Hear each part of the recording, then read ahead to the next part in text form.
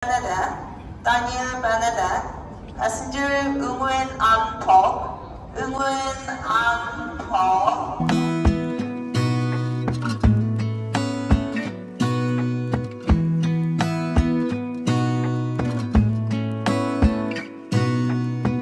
Gonna stay in this moment, gonna lay here on the grass.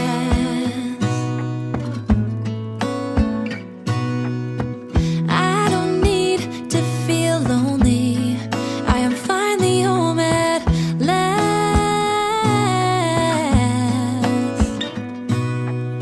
And I don't mind being gone on adventures for a while.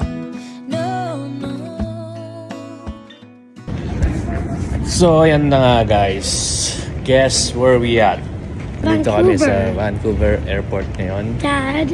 Medyo maraming nangyari kanina sa Edmonton Airport. Akala namin madidelay yung flight namin, but thank God, naging maayos lahat. So mamaya, pag nasa Hong Kong kami, meron ako sasabihin sa inyo. Alright, let's go!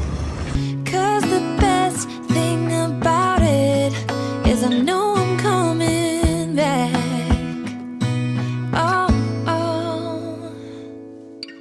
Of all the magic places in the world I've been to, this is where my heart is. Oh, you know. So, andito na kami sa Hong Kong Airport. Kalaland lang namin at nahanap na namin yung gate namin. So, bale ganito kasi yan. Alam kasi ni Mama na si ate ko lang ang uuwi sa Pilipinas ngayon. Hindi nila alam na kasama kami, ang aking pamilya, ang aking mga anak, para surpresahin sila.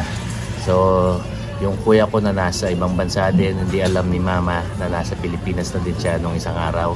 So, magugulan si Mama, andun kami lahat kakasama.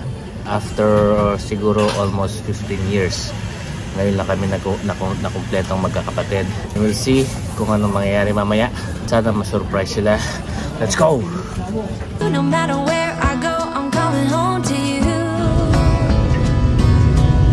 Been walking down the street so many times, my feet know every brick and stone. Could wear a blindfold, no matter what I do, I'm coming home to you. And I don't know why, don't know why, don't know why, I'm always feeling homesick. Oh,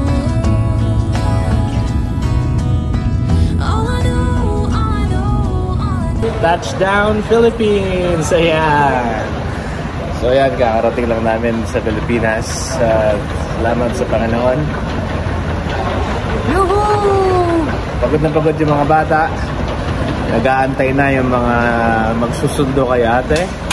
Kay ate lang kasi yun lang ang alam nila. Kuha na namin yung mga bagahe namin.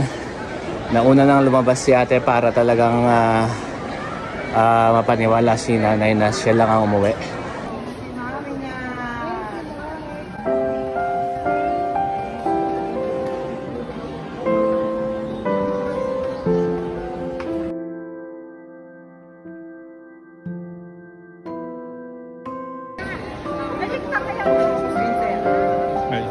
Dun, mami.